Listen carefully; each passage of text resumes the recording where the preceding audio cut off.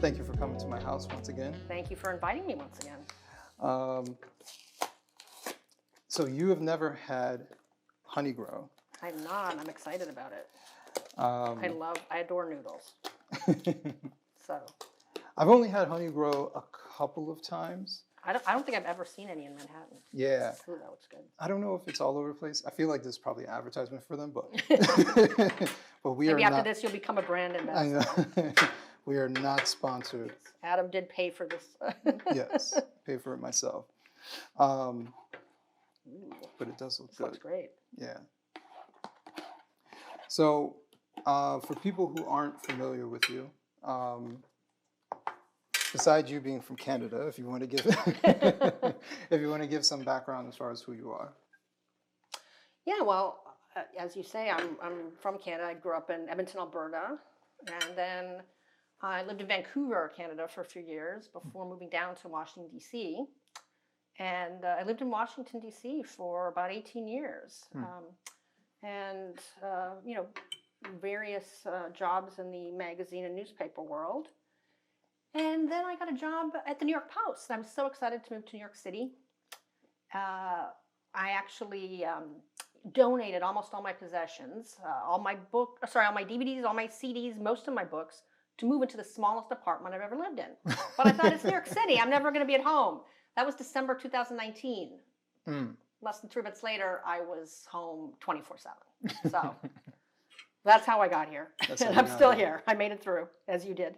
And when you first got to the Post, your position was as a writer? Yeah, so I started as an editorial writer, which is a fun job, writing those, the unsigned editorials. It's sort of the voice of the paper. And I did that for a couple of years, and then I got promoted to op-ed editor, which is, to me, one of the best jobs there is in this town and probably the country, because I get to work with great writers, people like you. Thank you. I appreciate that. And I did not coerce you to say that. I don't know if you know the story as far as how we even got connected. I do, but go ahead. Okay. It was, well, obviously I put in the email, Batya. Yes. But I had a viral tweet. Batya saw it with Newsweek. I wrote something for her, and she was like, I can't use it. Someone else sent something in that sounds similar. So I was just like, what should I do with it? She's like, send it to the New York Post. So she gave me her email address. I name dropped her, and the rest is history. And that was smart to name drop someone I know, because I get more emails every day with submissions than I can possibly read. I mean, I'm constantly catching up. My inbox is always full. And, obviously, people I know and I've worked with before, I'm going to, prioritize those. But your email, right in the subject line, I think you had mentioned. I made sure I put it right exactly. in the subject. So then I'm like, okay, well, this is someone that knows someone I know who's a good person. So an editor, and I'm going to check it out. And it was a great piece, and it got a lot of attention. I was very happy to have it. It was exactly the kind of thing that I was actually looking for on that subject. And I feel like we've had a great relationship ever since. You've continued to publish lots of stuff for the New York Post. Yeah. One of our regulars, for sure. Yeah. That's what was one of those things where it's like, I learned years ago not to force things to happen. Obviously, like, writing for the New York Post is a goal for a lot of people, and, just to get published one time. And I learned a long time ago, you don't force things to happen. If it's going to happen, it will. And I know there were different opportunities since I started doing this type of thing where I was starting to force, and then I was like, you know what? Foot off the pedal. And I'm just going to do my thing, and it's organically going to happen, right? And there were a couple podcasts that I really wanted to get on, and it wasn't happening. And I said, you know what? I'm just going to keep doing what I'm doing, and it'll happen. And since then, I've been on both those podcasts in a more organic fashion. So, with me coming onto New York Post, I remember all along, before my book, quite a while ago, someone I was talking to on Facebook, and they were like, you know what? You should try to write for the New York Post. I was like, the New York Post would not have me. What are you talking? Little did you know. Little did I know. Some years later, but no, it's been. I love writing for you guys. Like, I think I've told you no once. Yeah, I think that's right. And we love having you. That's why, you'll pitch me sometimes, and sometimes I'll go to you and say, hey, would you be interested in writing on this? Yeah. And it's great. You're always willing to at least, if we have an idea, you always at least consider it, look at it, which I really appreciate. But yeah, so how did you, I know a little bit about this, but I'm sure some of the viewers don't. How did you get into writing? You mentioned you had this viral tweet and someone asked you to write a piece. How did you start getting into doing that kind of freelance journalism? So I did it the opposite way that most people do. I wrote a book. Exactly. That usually comes later. That usually comes later. But the book was actually kind of like a cheat, because most people, they write every so often. But when you write a book, you're writing almost every day. Yeah. And when you, especially for someone else, I don't have a writing background. So writing every day was literally like you're practicing your craft. And then over a few months, I started realizing what my voice and my tone should be. And then it just kept getting better and better. So by the time it came for me to write articles, I already had a good sense of what my voice was and how I wanted to approach things and what my vocabulary was. And now it just became, well, let me craft an article, right? So I can write well at that point, but let me just kind of craft an article and master, I tell people, master 750 words. Perfect. If you can get your points in 750 words, that's beautiful. So I did it a little bit of the opposite way, but I try to tell people to write all the time. And that's why, like with Wrong Speak, I tell people, send your articles in, because I think there's a big importance about getting feedback. Yeah. It's one thing to have a Substack and you write something, no one reads it, right? Because it's kind of defeating. But like with Wrong Speak, even though we're small, getting 10 people to leave comments is huge. Yeah. Right? If you have no platform, getting 10 comments from people and getting feedback and hearing points of view and getting that practice, like all that stuff is really, really important. And, before I wrote anything for Newsweek, I was writing for Scoon TV, and they were paying me like $50 an article, but it was giving me practice. Right. An article a week, cool, no problem. I did that for a few months, and they let me pick the topics, and I just wrote. And that was honing in on writing an article in that particular way. So it was quite literally trying to build up from there. And it was a funny thing. I remember telling Scoon, like, this is going to be my last one, because I want to focus more on my blog and Wrong Speak. And then 2 days later, Batia reaches out to me for my first Newsweek article. Oh, wow, perfect timing. Yeah. I was like... It's like as if you knew. Exactly. So that's why I say, for me, it's really worked out not trying to force things to happen. It just happens organically. That's the best advice you can give any writer or wannabe writer, I think, is to just write a lot. Because that's how you get better, is by doing it over and over again. And I can tell you, so I spent years as an editor in DC, and then, was a writer for a while, an editor. I still write, obviously, but it's not, something I'm writing stuff every day. And I can tell you, if I go months without writing something, I feel a little rusty when I sit down at that, blank screen. It's, it really is a muscle that it really helps to exercise it. And that's the way you get better. Two things is reading a lot and writing.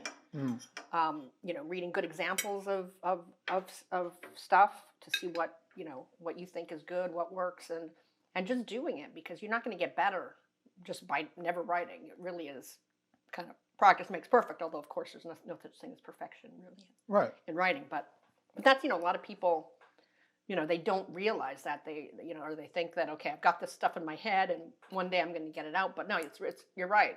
Just keep doing different things. Even if your goal is to write a book, say, start out with articles, get that muscle working. It's really good advice. And now you're all over the place. It's led to TV as well. Yeah. And that's another skill to develop. Getting used to talking in public, understanding your audience. Like you obviously know when you do these spots, you get 3 minutes to make your point. Yeah, it's And actually, you get 3 minutes to make 3 points. it. I remember, when I started doing TV, I would like, if I knew the topic ahead of time, I would do all this research, and of course, you don't have time to get in all that. And someone actually gave me some good advice saying, don't over research because then you're going to have all the stuff you want to say and you're not going to be short and sharp making the key points you want to make. Right. But some people are not are not TV people. I know a number of great writers who decided either they don't want to do TV or they did it and I'm not good at this. So, not everyone can do it, but if you can, it's great because that is another audience for you and another way to get your ideas across. That's true. That's very true. It's been very interesting to do television. I'm still like, Fox wants me on. Like Yeah, I'm still I know, right? But actually, I'm kind of curious. Where do you see the role of like? I don't even know if I'm asking the right question, but where do you see the role of the New York Post when it comes to like political dialogue? I mean, we are certainly part of the conversation. Mm-hmm. And that's, it's exciting to work at a place that people pay attention to. And I know, we were told by very, very good sources that, for example, when President Trump was in office, he read us every single day. Mm. And he read the editorial page every day. And, I've given some of the things he says once in a while, I think he still does. Even though he may not. My favorite line: the formerly great New York Post. Yes, exactly. The formerly great New York Post. That was a good one. But it's like, oh, well, we still matter to you. Of course we do. And so, yeah, and we're a New York paper, and of course we cover New York news and politics, well, city and state. But we're also a national paper, and our website has huge reach. It's one of the top news sites in the country. We recently, We had more visitors recently in a month than the other Post, the Washington Post, which the elite, of course, think is one of the two top papers in America. Yeah. But the New York Post, we have an amazing reach, and and also our editorial slant is something that you're not necessarily getting somewhere else, and of course with the news stuff, you're not necessarily getting somewhere else. Of course, as you know. The New York Post broke the Hunter Biden laptop story in October 2020. Other publications either, didn't want to report on it. NPR said it wasn't a real story, or they covered it up. Politico published this letter from all these former intelligence people saying it was Russian disinformation when they knew it was not Russian disinformation. And neither Biden had ever denied that was Hunter's laptop. But the CIA said it was Russian disinformation. So it's trust crazy. the CIA. Yeah, right? I think actually just this month, DOJ finally admitted that they knew it was real the whole time. I mean, the FBI had it. So, I think we're an important voice in bringing out things that, your typical media, we call mainstream media or legacy media. Mm-hmm. A lot of them, I hate to say it, but are really, stenographers for the Biden administration. Mm-hmm. And so they're not interested in covering, anything that might make him look bad. So it's great that, we're part of that conversation. And of course, with the editorial page and the, op-eds, which I edit, commission, edit, we're really contributing. I think, obviously I'm biased, but I think we're contributing an important part of the conversation. We bring things up that maybe other people, hadn't thought of. We give some new ideas on some stuff that's going on right now. It's, every now and then we have some fun too, because it's New York Post. You gotta have fun. So one of my favorite things about writing for the New York Post is that, like, I'm very much so at the heart, like a working class person. Yeah. And so, like, when I see stuff, because I've spent obviously more time just working regular jobs and going through all different types of stuff than I have doing this. So when I see stuff, that's happening in the news and in the media, and I see these, stiff upper lip, snooty elitists who are in the media saying, "Well, that's not really what they're talking about," blah, blah. Yeah. And I'm just like, no one talks like that. No one thinks like that. I don't know who these caricatures that they're always coming up with. I was talking to David Marcus about this. It's like he went into West Virginia and he's talking to people and they're saying, this is why we like Trump. And then they say, that's not really why they like Trump. It's like, it's that kind of arrogance and attitude. And that those are the ones, and you probably see it come through when I write, those are the ones that drive me absolutely crazy because they're so high-minded about themselves. And I know the truth. And what they're saying here is not actually what they mean for everybody. And many of these things seem so common sense, but for them, they've been all trained up and they've been taught by the most intellectual class of people to see the world in this way. And those other people don't actually know what they're talking about. No, you brought up so many issues that, I have strong feelings about. But, in 2016, when Donald Trump won the presidency, all these people were shocked. And they haven't learned their lesson. They had no idea how this guy could possibly have won. And you think that they would take from that, okay, we need to be more connected to the rest of America. We need to, and some of them, actually, hired reporters to go out and talk to people there. But as you say, they don't take them seriously because, again, they think they know better than everyone else. They think they understand you and what you want better than you know. And it's a real problem. I come from a working class background as well. Neither of my parents graduated high school. I was obviously the first Torrance to go to university. And, in the worlds of DC and New York, all my fellow journalists, very few, I can think of a couple, but almost all of them, their parents are professionals. Doctors, lawyers, maybe writers themselves, different things like that. And so they grew up in a certain way, and it is a little bit of a bubble. Maybe more than a little bit.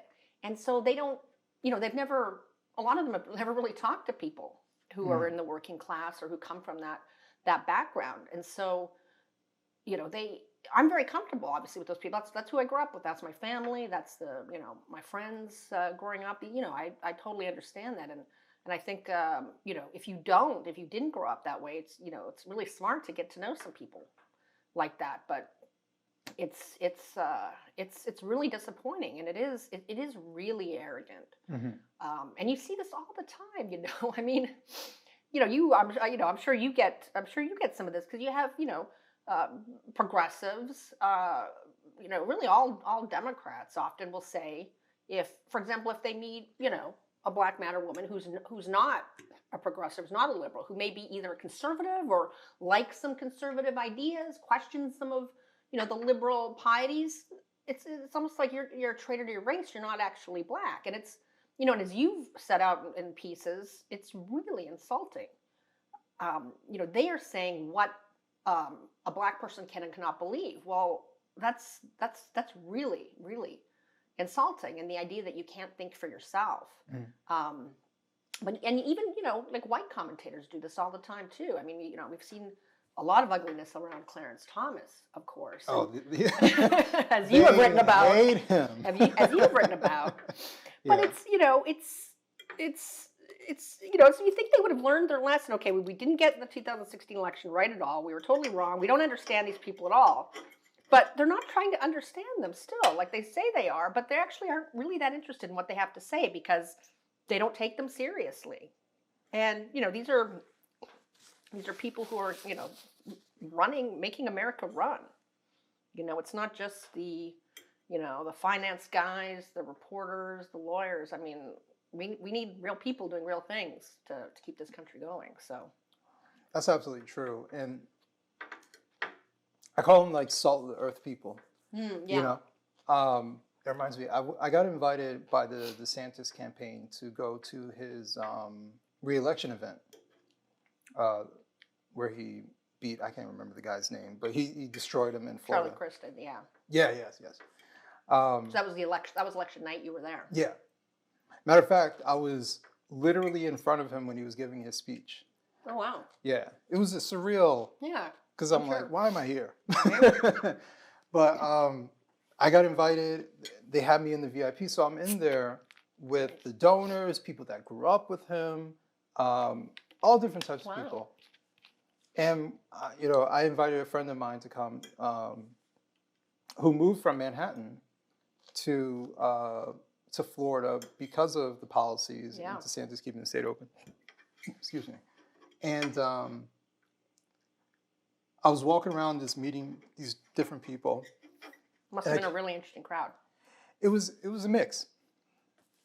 But I came across two people. They were a little bit lit. I'll admit that. They were a little bit lit. But they were business owners. They were small business owners. And I'm assuming small business, but they were business owners. I can't remember the exact industry. But the guy talked like he sounded like a working class guy. Yeah. There are people who come from a certain background and they build a business and Yeah. they make some money, but they still have the same Exactly, yeah. mentality. Yeah. Right? And talking to him, the thing I like about like Salt Earth people, because I was like, I want to be around this guy. This Right, guy's yeah. awesome. I find working class people can be a lot more fun sometimes. Well, that's what I was gonna say. They have a sense of humor, which sometimes is missing. They don't take themselves too seriously. Right, exactly. And what I find is that the progressive types, they always take themselves too seriously. They're always like, that thing that you thought was fun actually was transphobic, gay, Yeah, phobic, exactly. homophobic, wherever. It's some sort of phobic and or sexist. You just didn't realize it. You're too stupid to realize that the thing that you were laughing at is really insulting. And it's just like, man, we were having fun though. Like, okay, maybe it's not the most sensitive thing. I used to grow up, I have friends where we would call each other racial slurs. And we would laugh. Yeah. You know why? Because we didn't take ourselves too Right. seriously. And you knew it was absurd. Exactly. I mean, it's not like you're saying it because you actually believe that, Right. and that's what makes it, that's what made you guys laugh, is because these words are absurd. I mean, that's the thing. I mean, comedy, God, it's depressing. You wonder, like, 10, 20 years from now, is there going to be any comedy? Because, comedy is meant to be edgy a lot of the time. And it's meant to poke fun at things that people take really seriously. Yeah. And, like the example you were saying, like sometimes to get a laugh, you've got to, kind of go places that, some people don't want to go. But now it's like, not only do they not want you to do it, they're trying to, take away your platform or your job if you say something. Yeah, they it's don't ridiculous. It's absolutely ridiculous. Like, I love comedy too. Speaking of which, some of my friends, when I was after high school, I gained some weight then too. And so, but they were bigger than me. So we were all fat, basically. Right? So, Fat group. but we would call each other fat all the time, that's funny. every day. Right.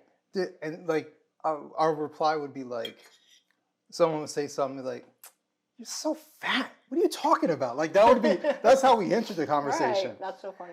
And we would say that to each other. Yeah. And we would laugh because we didn't take ourselves too seriously. Exactly. And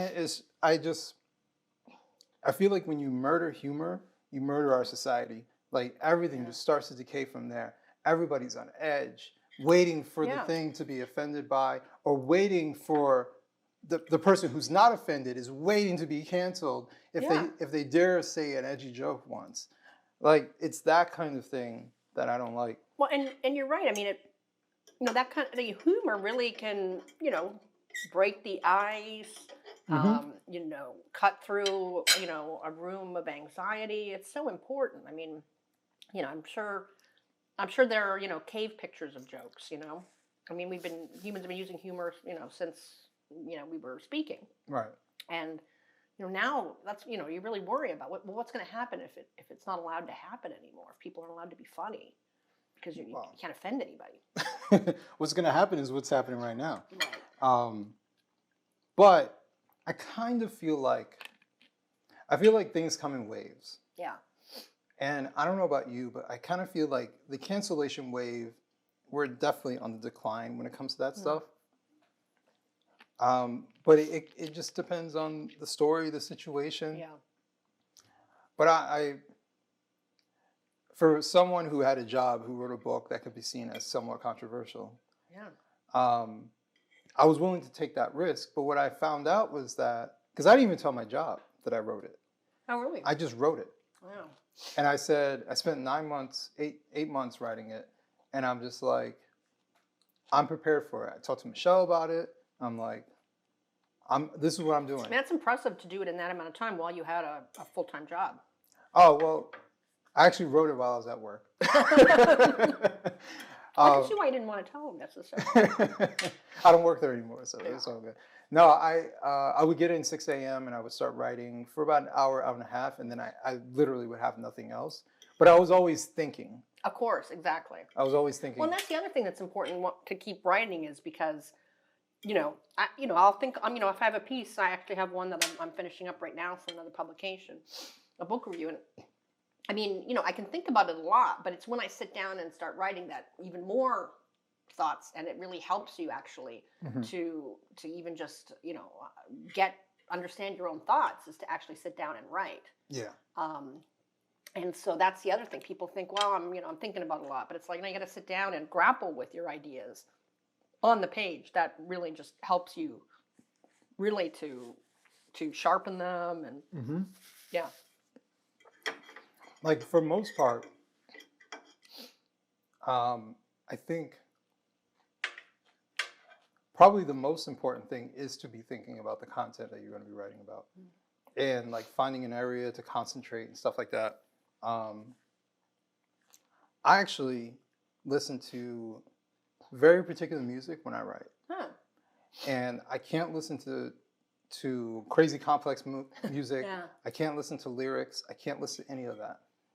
So I there's a Norwegian group called Kiasmos. Okay. They no longer make music together. They kind of did like a project together. I think they just came up with like one album, one solid album. But they perform live, and there's YouTube videos of them perform live.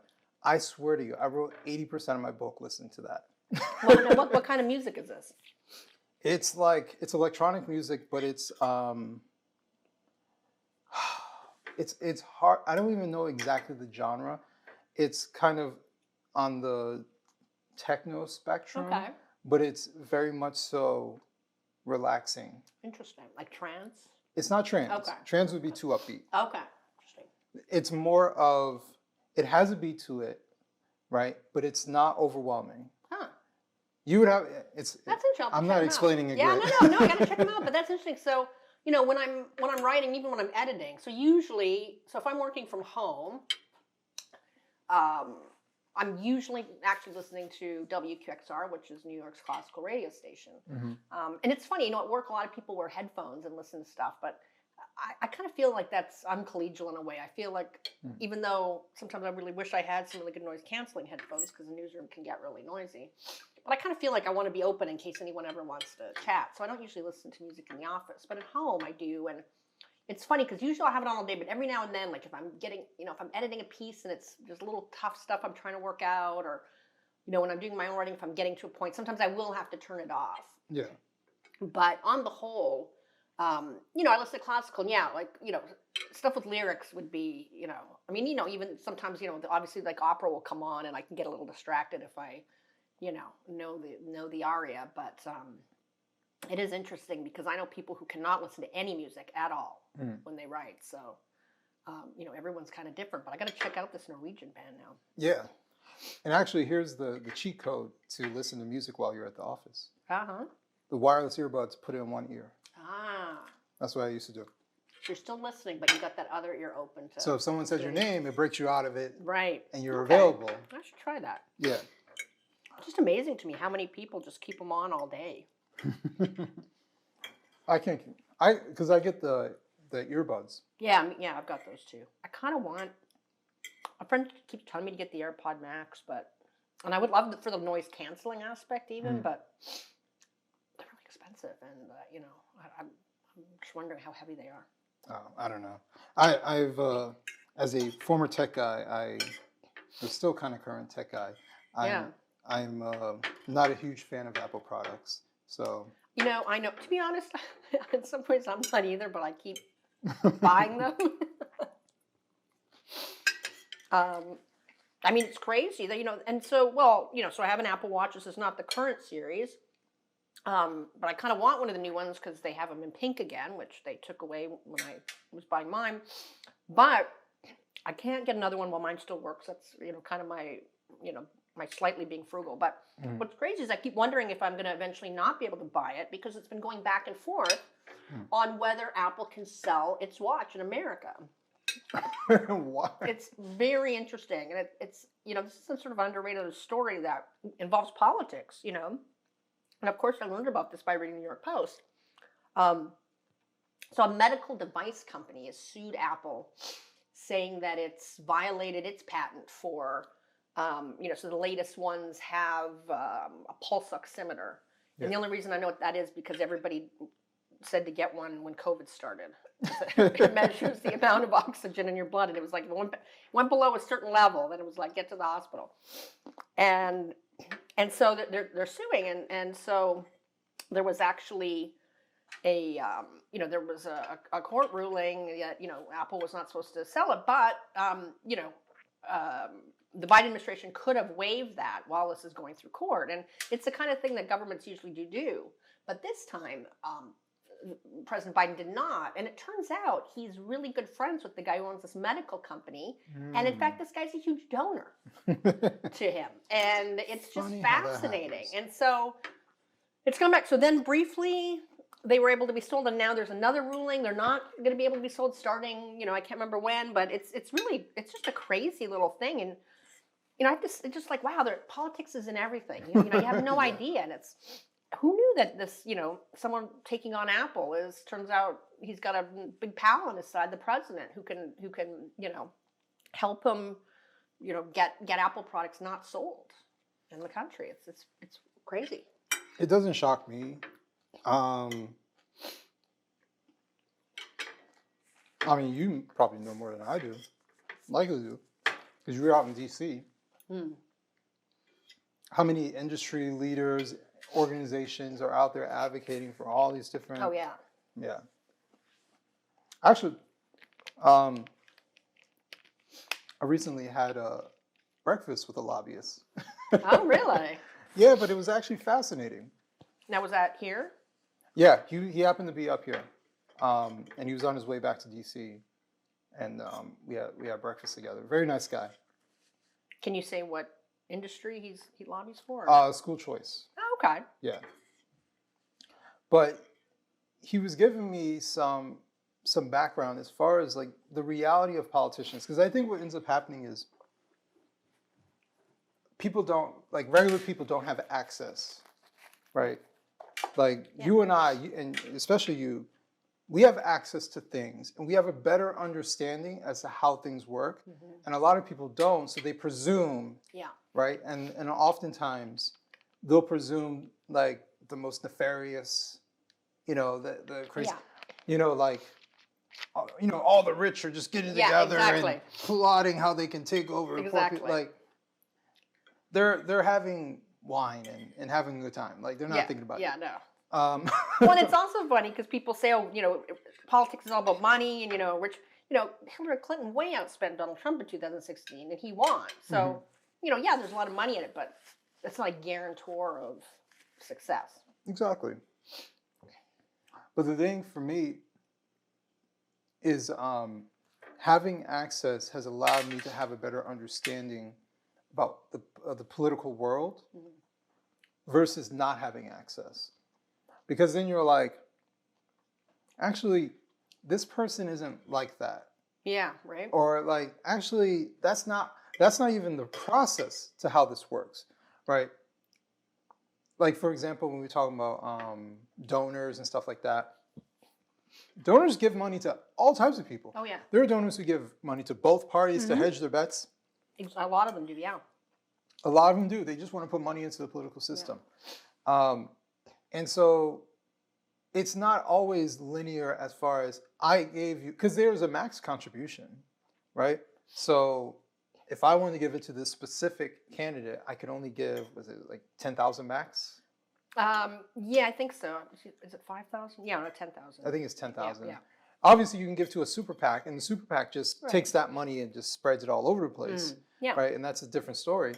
But if you're saying, I'm billionaire Bob, and I gave money to, I don't know, Bob Menendez. Yeah. I gave him $10,000. So Bob Menendez needs to, turn the other way. It's like, well, 10,000 isn't a ton. And is that enough to buy a politician to completely? No, what you need if you want to buy Bob Menendez is, give him gold bars. That's clearly the way that, Actually, Bob Menendez is a perfect example. Totally perfect. Yeah. I mean, he had money stuffed inside jackets and stuff at his place. It's just incredible. Yeah. See, he was actually doing illegal stuff. Yeah. Right. I meant more so like, right. Let's say legal political stuff. Yeah. Well, and that's, a lot of people don't realize, like, like so-and-so donated to someone's campaign and look what they're doing. But a lot of the time people are donating to candidates because, they agree with them politically. Right. And they're likely. It's not, it's not necessarily, I'm giving you money, you better do this. It's like, I'm giving money to this guy because I want to help this guy because he's more aligned with my values and what might benefit me than the other guy. And I think, and I kind of blame like movies and TV shows, because in movies and TV shows, they're like, your donor's here. And the guy shows up as like, I gave you money. You're supposed to deregulate the oil and gas industry. Right, it doesn't work that way. It doesn't work like that. There has to be, and one of the things he was telling me, and it makes sense, there has to be political will. So it can't just be like, you gave us money, or thanks for giving us money, but we understand you want oil and gas to do well, but there's no political will for me to pass this particular bill. Right. There just isn't. That's not on our plate. Like the constituents aren't even asking for it. And because he was in school choice, he was using the example of his situation. Prior to COVID, getting a federal government politician, like a senator or a congressman, a congresswoman, to do anything school choice related was just like extremely hard. After COVID, it was like, hey, we keep going back home and our constituents are saying school choice, school choice. Now he's able to get movement because there's political will behind it. So it's much deeper than that. And he also talked about how there's a lack of bandwidth because they're getting inundated with, of course, all types of stuff. Staffers are taking calls and lobbyists are catching them in the hallways and all types of. And I'm just like, this is a more realistic vision as to what life is like for, especially someone in the federal government. And I think sometimes, I understand when you don't know and it doesn't seem favorable, you presume the worst, right? And obviously they're malicious politicians, but are they all like that? No. I venture to say that they're more inept than they are malicious. Oh, yes. Totally.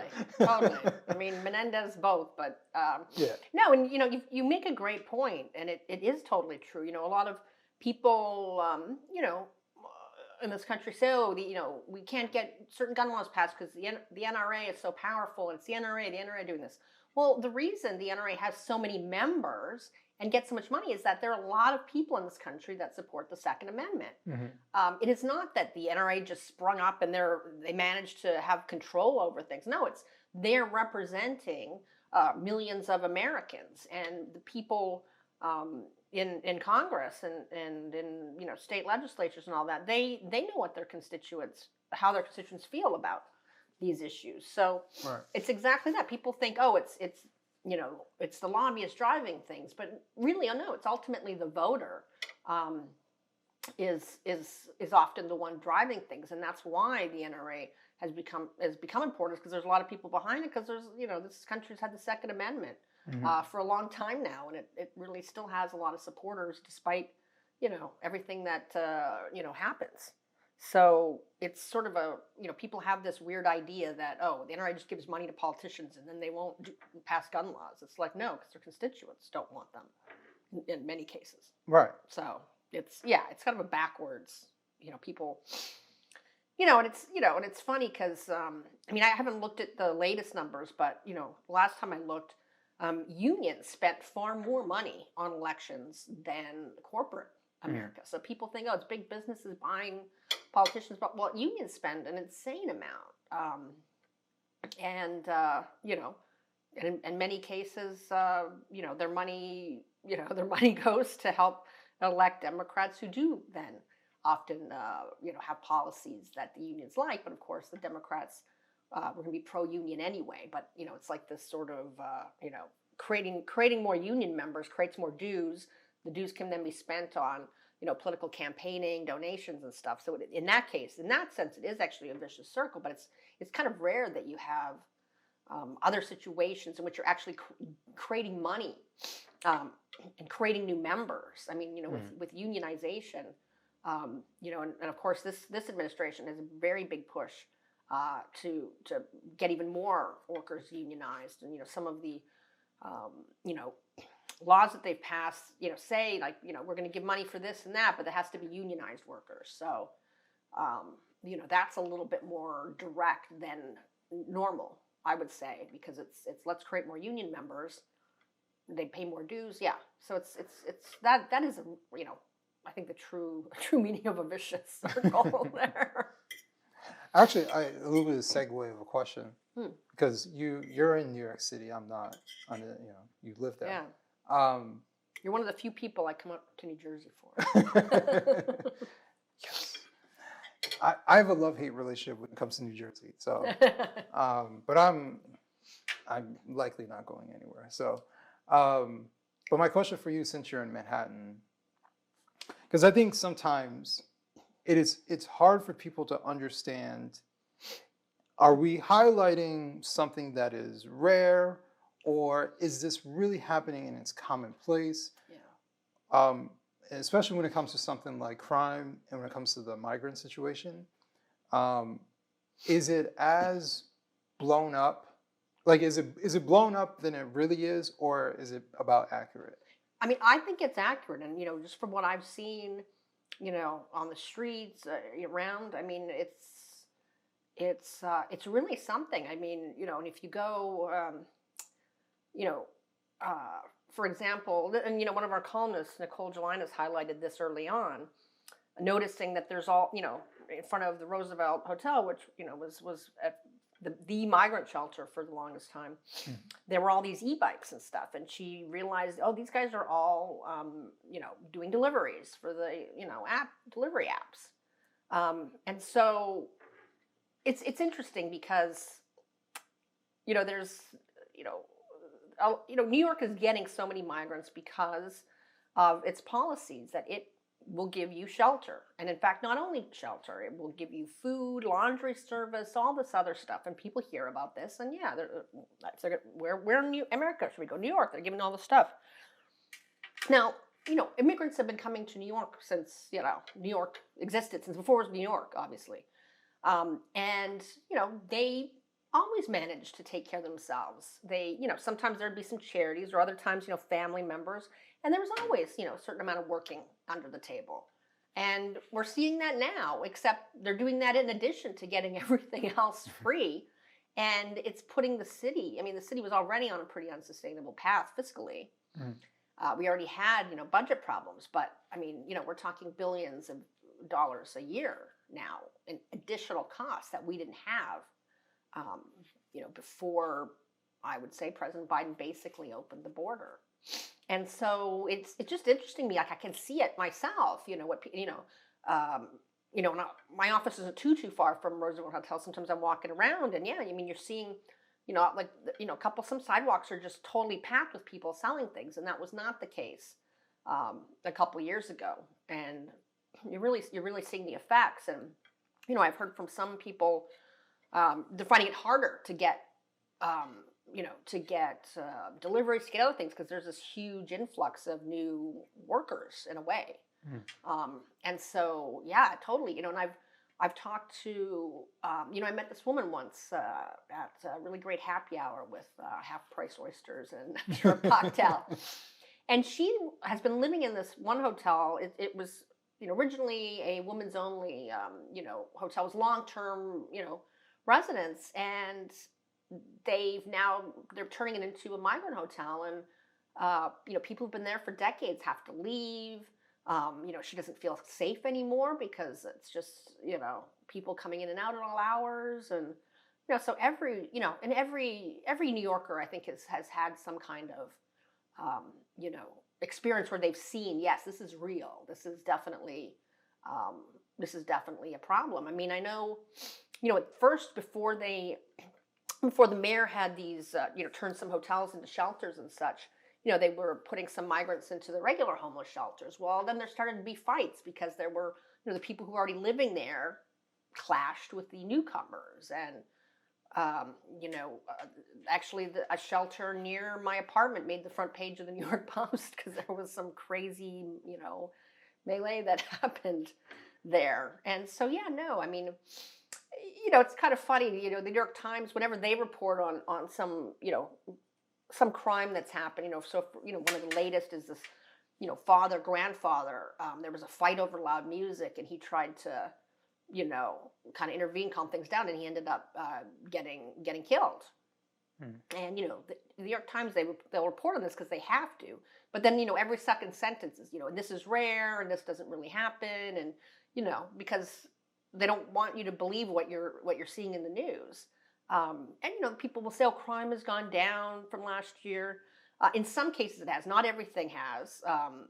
A lot of felonies are actually up, but it's still way up since before the pandemic. So the goalposts have moved. Right. It's, I mean, we have, the crime rates are sky high compared with 2019. But, people are, oh, but it's better than 2023. So, people are constantly trying to tell you that what you see with your own eyes isn't actually happening. Yeah. I don't know, Kelly. Maybe you're misunderstanding the crime that's happening around you. Exactly. Yeah. Well, and I have to say, some people have told me to get rid of this app, but I have this app, Citizen. Do you know about Citizen? Oh yeah, it tells you like when certain crimes happen. Yes, yeah. And so like it'll tell you if 911 reported something, and I mean, it's fascinating. I mean, can be a little disturbing. Sometimes amusing. I think like my favorite alert was man wielding sword. Was right, almost right outside my apartment building. But you can see from that what's going on too, and it's really, really interesting. And I was, I had the head of the detectives union. He wrote a piece for us at the Post, and I had a phone call with him about it, and he was telling me, by the way, like there's a lot more sexual harassment and sexual assault than you're seeing. It's not being reported, but we're hearing about it. So here's someone who knows what's going on, and I have to say, I was like, and he was talking about on the subway, specifically on the subway, and it's like, wow, because I already felt, I don't feel safe going on the subway alone since the pandemic. I took it every day before, but I mean, and every day, I had a coworker. She had like 2 crazy people in her one car going to work the other day, with a guy who started getting very angry when he apparently did a pole dance. And it wasn't very inspired, so no one wanted to give him money. And then he started getting angry, yelling at people. And it's like, this is a daily occurrence for, millions of New Yorkers. It's real. And you never know when is something like that going to turn into something ugly. Well, uglier. That's when and it's interesting we're talking about that because Daniel Perry. Penny, yeah. Yeah. Is it Penny or Perry? Penny, yeah. Penny, I'm sorry. No, it's okay. His situation. And the thing about it is, from all reports, the witnesses who were there said that the man was a threat, that he had choked out and eventually died. But the man was a threat. saying, "I will kill people." Exactly. He said, "I'm going to kill people," and witnesses, said they thanked Daniel Penny afterwards for doing something about it because they thought he is going to kill someone, and they thanked him. But of course, he's going to be on trial, and just this week, a judge denied the motion to dismiss the case, and which is a setback. But you kind of wonder, what is there a jury that will convict him? I was at a dinner, not long right after this happened. I was at a dinner, and it was mostly, well-to-do liberals, Mm-hmm. and not one of them thought that Daniel Penny had, was totally in the wrong. Most of them thought he should not have been arrested, should not be, convicted. One said, well, he'd be a hero if the guy had lived, but the guy did die. He should face something. But they all, because they all are tired of the crime too. They see it. Even people with money that can kind of buffet themselves from some of the stuff, they're still seeing it. Yeah. And they're fed up with it. It's really interesting. Now, of course, they're going to keep voting for the people who put the policies in place that have helped, contribute to the crime wave. No bail, all these other rules. They're going to keep voting for them, I think. But yeah, people are really starting to get fed up and worried because things are not, And I know in New York they always say, return to the bad old days, which is like the 70s and 80s. Obviously, I wasn't around for that, but people say it's starting to look like that again. Yeah. So, I mean, I personally think that if there's going to be like the 2024 election, I think the number one issue, by the time the election comes around, the number one issue is going to be immigration. Hands down. Because for someone like myself and you, who's like paying attention and stuff, and this also goes back to the media silo, right? yes. The right-leaning publications talk about the immigration issue. In reaction, the left-leaning publications say, "What immigration issue? Yeah. What are you talking about? Everything is fine." Yeah. The right will go to the border and show people streaming through indiscriminately with coyotes and cartel members standing by, waving at them and just waving them up. And they'll be like, "Well, I mean, it's not happening all the time." It's just like, and all of these people are just seeking asylum, so right, they're not actually, they just want to seek asylum. Listen, these are people from Central America. Ignore that guy from Haiti. Ignore that person from India. Ignore that person from Pakistan. And China. In China, in Brazil, like the entire world is running through our southern border. That's insane. And so like it's easy to dismiss it when you live in your liberal bubble in New York, when you live in DC, and you can go to your penthouse and take a driver bring you to your home, and you don't have to interact with this stuff, and you'll never be at these border towns, right? Well, guess what? The border towns are now in New York. Exactly. And this is what these people have been experiencing for years, and especially since Trump left office. Like the gates have just been opened. And this is like the reactionary politics that, I mean, I see it on both sides happen. They want this, well, we don't want it. And it was like, but that actually it's not a bad thing. Like, so. It's madness. But Biden just reversed Trump's stay in Mexico order, which makes sense. Day one. He got rid of all of these Trump policies that were keeping the border at bay. It just got rid of. Matter of fact, it would have been worse earlier if it wasn't for the COVID. Title 42. Yeah, Totally. So it's just like, but why? And I think a lot of people are trying to figure out why, and that could be a whole other thing to try and figure out exactly why. But I really do believe that this immigration thing is becoming a wake-up call for a lot of people because now they have to interact with it. And I think a lot of people are living in luxury from a distance saying, we would be a Yeah. sanctuary for these Yeah. people. But they're not inviting them into their homes to. Well, you know, guess take what? the- What does Adam say? You might want to consider inviting them to your home. Right. But then people are like, are you going to invite any to Gracie Mansion? No. No. No, and you know what? I think you're totally right. I think it's a great prediction, and I think the Democrats are finally waking up to that. Obviously, I think their focus groups or polling are starting to show this, because this week, for the first time, Biden admitted that the border is not secure. Now, this is something he's been denying.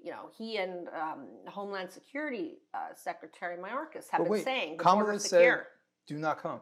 Yeah, So exactly. it should have worked. Right. Who's not listening to Kamala Harris all the time? I don't know. So I think they are starting to see this. And one other interesting, this was actually just published this week in the New York Post, and it actually got a little mention on one of our front pages. Todd Bensman, who writes for us quite a bit, and he's always going to the border. He's I think he's based in Austin, Texas, but he goes down there a lot into the Mexican side, and he has a lot of evidence that it looks like, and there was recently, some Biden people, high-level Biden people went to visit Mexico, and he shows that there looks to be evidence that possibly Biden has made a deal with, AMLO, the Mexican leader, for Mexico to do some more controlling, so fewer people come here until the election in November. And it's incredible. And I mean, Todd, has received, it's really good stuff. And so I think you're right. And I think they're finally realizing it. And I feel like now they're going to try to just do some quick damage control. But I think as soon as if Biden gets reelected, it's going to be right back to where it has been, because that's just, they truly believe we should just have no border. I mean, I think actually the smartest thing, politically speaking, that happened was Greg Abbott just started sending people all over the place, because at some point you can only manage it for so long, right?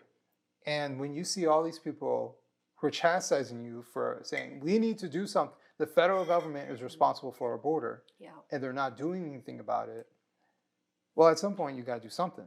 And when I see Eric Adams, when I see Brandon Johnson with the Chicago mayor, coming back and saying, I spoke to the White House and they said tough shit. Yeah, exactly.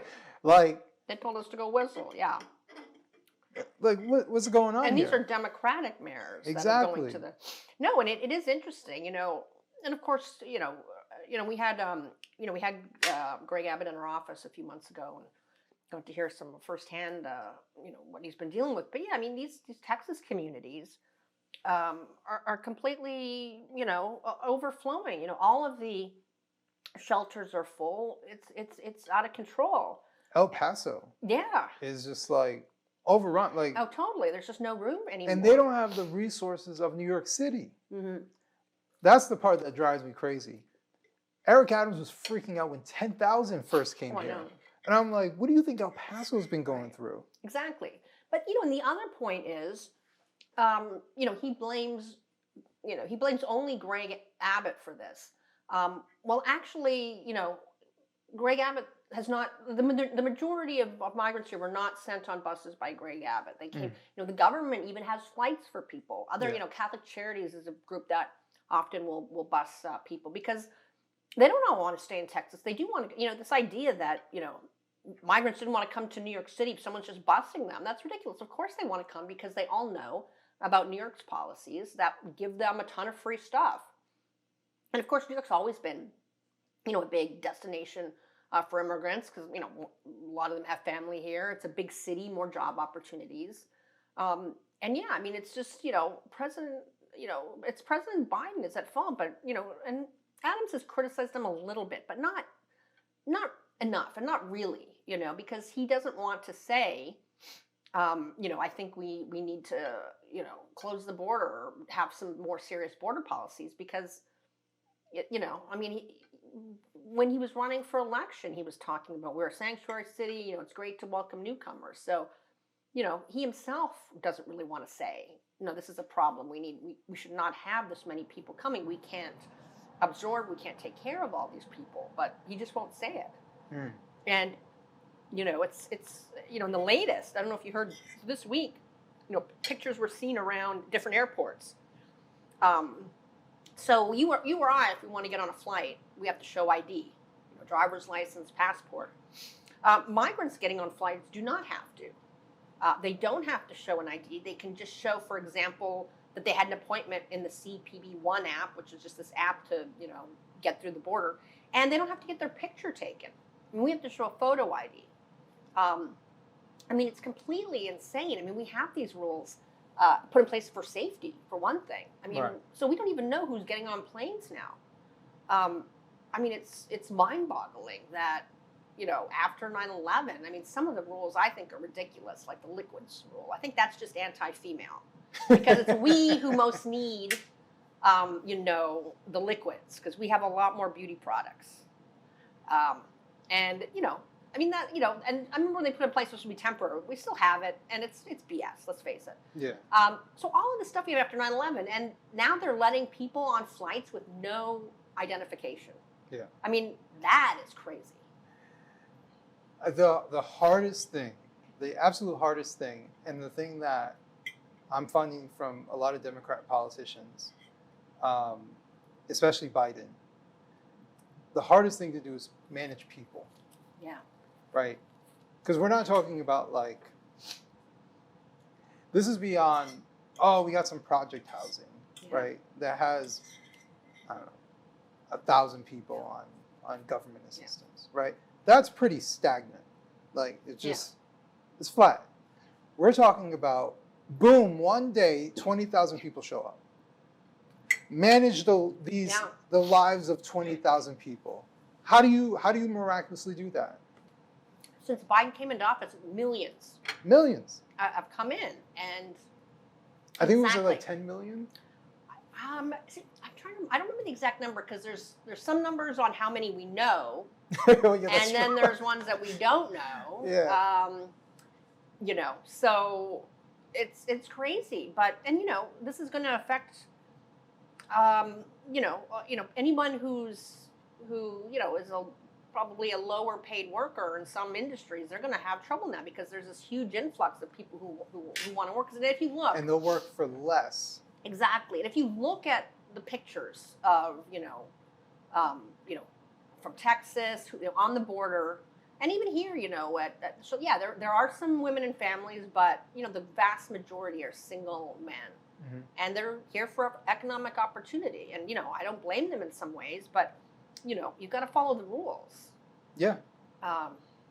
This is one of those areas where, not saying all, certain libertarians are wrong, because they believe, because I got into a whole thing about this. They believe that. Was this on Twitter? No. Okay. I wouldn't even dare to do this on Twitter. I don't care that much. Yeah, right. No, it was a good conversation. Yeah. And it was in good faith. So I understand where he's coming from. Right. But it is much of the weakness of libertarians where they deny human nature. Yeah. Right? And being realistic about this, managing people is incredibly difficult. But they believe that if seeking happiness is generally a good thing, and you don't want to interrupt someone seeking happiness. Yeah. Let's just presume that all seeking happiness is right, a good thing in general. Let's just presume that. Then why should we stop someone from coming into this country to seek happiness? And my answer is that it's unreasonable, it's unrealistic. Because if half the world, let's say a quarter of the world, wants to come to America because they'll be happy, then how do we manage that? Yeah. We can't. Yeah. You can't possibly manage that. Exactly. And you're talking about something that I think a lot of people quite literally overestimate. Or from a distance, they just, because they're not directly involved, they're just like, oh yeah, of course, just bring them through. That New York City with the migrants is like California with the homeless. Yeah. Like where they're just like, everybody from all over the country is saying, listen, I like the sun and they give me free shit. I'm going to Exactly, California. exactly. I mean, I noticed, when I moved from Edmonton to Vancouver, a huge increase in homeless people because it's a lot warmer in Vancouver, and the benefits were better there. Yeah. So I saw it myself. But yeah, no, I mean, yeah, maybe in some perfect society with certain conditions, which is obviously never going to happen. Maybe then, yeah, let's have freedom of movement entirely and open borders. But as you say, it's not realistic, especially. In a country that has, a social safety net, maybe not as big as some of the ones in Europe, but and getting bigger all the time. California, of course, just changed policy to provide health care for even people here illegally, and that seems to be a movement that I think other places will adopt as well. And so, you're right, it's not sustainable. And yeah, I mean, and honestly, one of the problems too is you have people who are genuine refugees who have been waiting, following the process, waiting to get here, and now there's the system's backlogged by all these people, most of whom are not truly refugees. They're economic migrants, and yeah, I would love for them to have the opportunity, but hey, how about the people who are actually in danger? Around the world, are they now getting, kind of pushed aside for people who are not following the rules? And that also really disturbs me. Yeah. Yeah, and when it comes to the immigration situation, from a rhetoric standpoint, I almost feel like the political right doesn't sell it like they should. Because for me, this is where I talk about conservative nerds. Okay. Where they're like, fiscally, we can't afford to have. Yeah. Right. I was like, it's a good word. That's not how you convince people. Exactly. Yeah. You don't convince people that this is a bad policy by whipping out your calculator. Yeah. You tell them, which is the truth, it's not a manipulation, that this is human trafficking. Yeah. Because for the amount of people that come through, that you know of, that you've seen on the street, there's a number of people who don't come through who are trafficked into sex trafficking, who are kidnapped, children as well, women and children who are being raped. Because even some of the ones that make it here, they've been raped and mistreated because they're like a captive audience. Yeah. The smugglers, have them and they want to get out. I have a friend who's in Los Angeles, who's been pretty connected in Los Angeles. She'll tell you, the guys who have those carts, she's like, those are some of the most scared people. Why? Because even though they're here in Los Angeles and they got the little cart and pushing around, they still owe money to the cartel. Because the cartel helped them get it here. And they are scared for their lives. That's why they're working so damn hard for not all of them, obviously, but for a number of them. The cartel is behind a lot of this stuff. And that's a great point because these policies are actually enriching the cartels. It's enriching the cartels. And I'll tell you this, the most asinine thing, because when there's a problem, I'm hoping that there's some sort of solution. Yeah. And the dumbest solution that I've heard is let's invade Mexico and go after the cartel. I was like, this is the craziest thing I've ever heard in my life. Because it's one thing to, take a whole bunch of military guys and go halfway across the world to Afghanistan. And if it doesn't work out, well, it doesn't work out over there. You're talking about the bordering nation.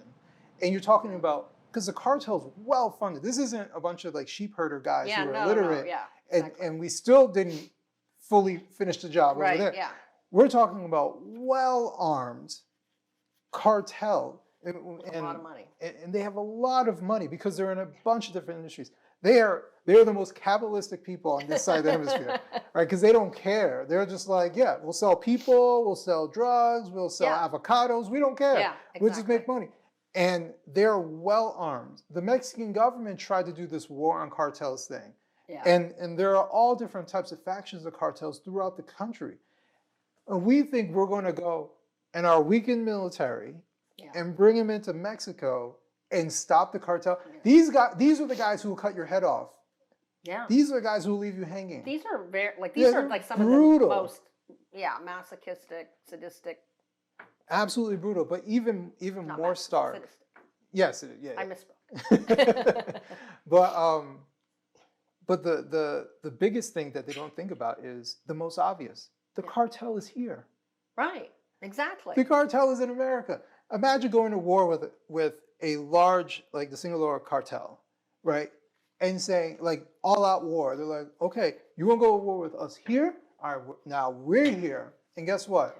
What is, for people who hang people that owe them money, Yeah. right?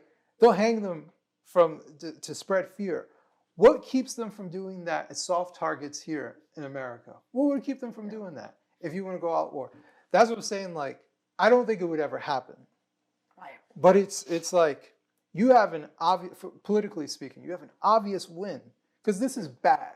Yeah, I mean, exactly. So Even the they are solution starting to is realize not it. start war with Right, them. and that's the thing. It's like, there's a much easier solution, which Right. is to not just let everybody in over the border. Is that I mean, easy? and and honestly, there's, the Biden administration's taken Texas to court, for some of the things it's trying to do to protect the border, the things that actually the Biden administration should be doing. They're legally bound to do. I mean, they're clearly, there's no, all these administration officials who took an oath of office to execute the laws of the United States, they're not doing that.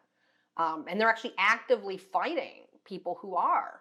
I mean, Texas puts up, some wire barriers, and you have the feds going and cutting them and getting rid of them. I mean, it's unreal. It's just unreal. Absolutely insane. But we're coming to the end, and I like to ask before we end Okay. one question. Are you optimistic about the future? Oh, that's a tough one. It's like I want to be, and I'm not.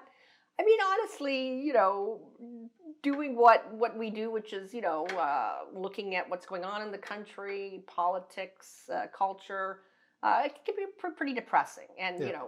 We've got this huge problem that, there's obvious solutions to it that were working just, a few years ago that they're not doing. So that kind of, can make it hard to be optimistic. But, I will say, if, a few months ago, the Intercollegiate Studies Institute had me come and give the first night keynote address to their student journalism conference, the Collegiate Network. And so these are, student journalists at different, colleges around the country. And, I had to give a talk, and then they asked some questions, at the talk on mics. And then, people asked me questions afterwards. I was really impressed, by how intelligent the questions were and how well aware they were of what is going on in the world. And, you see a lot of idiot people on campus who are basically protesting for Hamas and, and so it was like, wait, not everybody is like that. There's some really, smart, engaged, people with really, really good ideas and who have really good values. And, they still exist. They're not as noisy as, some of the others. But, stuff like that gives me hope. It's like, okay, it's not all lost. We do still have, people coming through despite all the indoctrination that they're getting in schools, before college and during. There's still some really good people out there. And people like you, you see things that you don't like in the world, and you want to write to get your ideas out there to change them. And so as long as there's people still doing that, that's, we've got to have hope, because, there's, of course, if you don't laugh, you'll cry. So Yeah. try to keep a sense of humor about it all. Yeah. What do you think? Are you optimistic? I mean, I'm always optimistic. Yeah. I kind of feel like you have to be. You can be optimistic and realistic at the same time. Yeah. I think sometimes people think like, I'm optimistic, so I live in fantasy land. Yeah, no. Everything's great. Yeah. It's like, no. I realize where the dangers lie. We just talked about the crisis of bad immigration policies and what it might do to our society. But at the same time, I realize that there are people out there who are trying their best to push back, whether it's against this, whether it's against other things that's going on, kids being sexualized in school or whatever it might be. And I've talked to a number of people, I say, who are just like myself, born from 2020. Yeah. Right? And who said, enough of this, I'm going to stick my neck out there and do something about it. Not just myself, but other people that inspire me and that give me hope that like, Yeah. when things come to a certain point, some people are going to be like, I've had enough. And they're going to, I don't want to say save our society, not to go that length, but to help it keep from going completely under. So I'm optimistic as that, but I also see it like this. You learn a lot from failure as well. So if America fails a little bit, well, hopefully we learn from that. Exactly. And then we could rebound. We can always rebound. And I think sometimes people kind of pervert history, but I always think back like, if I grew up in Western Europe, in the earlier part of the 19th century, I would think this is hell. Yeah, right. Like the world is about to end because there's death all around me. Yeah. And yet, Western Europe is fine. We go on vacation. Yeah, exactly. So there can be lessons learned from terrible events or even terrible times. And so I guess that's my optimistic standpoint. It's funny because this actually reminds me of the book that I'm just about finished my review of. So it's by George Leaf. It's his first novel. He's actually an economist, a pundit kind of guy. And it's called The Awakening of Jennifer Van Arsdale. And he actually was inspired to write this in 2020. And he, in the summer, he was like, what happens if all the Democrats win and they get total power, the power they're talking about wanting? What would that look like? And so his book is basically, it's like, 8 years later. And, America's gone to hell in a handbasket. But, the main character is actually a progressive columnist for the Washington Post. And it talks about how she learns about what these policies are actually doing to real people. And, by the end, there's some ideas for what might be done to turn things around. And so it's kind of like what you're talking about. Yeah, it's like there's always going to be people, we hope that don't like terrible things happening, and they're going to fight back in any way they can, whether it's a small business, a parent, everybody has a voice and a chance to do something in some small way, and as long as people are still willing to do that, there's lots of hope. Absolutely. But thank you so much. Thank you. It was great. And how'd you like the food? Obviously I hated it. I barely left a few slivers. This was really good. I have to say, I'm a big noodle fan, and I don't eat as many vegetables as I should, but like mushrooms and snap peas, my favorite. So that was perfect. And I was a little nervous. I'm from Canada. I'm a little wimpy. I was a little nervous because it had some chili crisp, but it was perfect. Like not too spicy, just enough. Yeah. I wish they had this in Manhattan. We gotta get them to, to come to us. But it was great to sit down and break some bread with you and have a great conversation. Thank you for inviting me. No, it's absolutely my pleasure. So yeah, thank you again so much, and obviously I'll be sending more articles your way. Good. I want them. Yes.